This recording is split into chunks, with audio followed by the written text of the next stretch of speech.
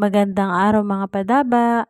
For today's ulam serye ay ibabahagi ko sa inyo ang aking version ng sweet and spicy style adobo of chicken, gizzard, and liver.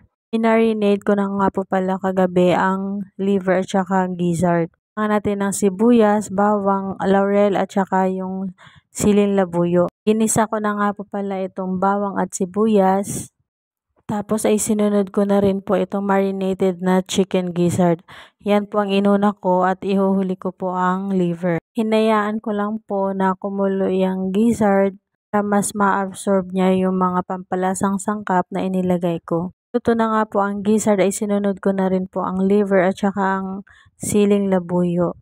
Nag-add na rin po pala ako ng kaunting sugar para manamis-namis at para mabalance yung lasa. After few minutes po ay luto na rin po ang chicken liver. So ayan, tara, kain!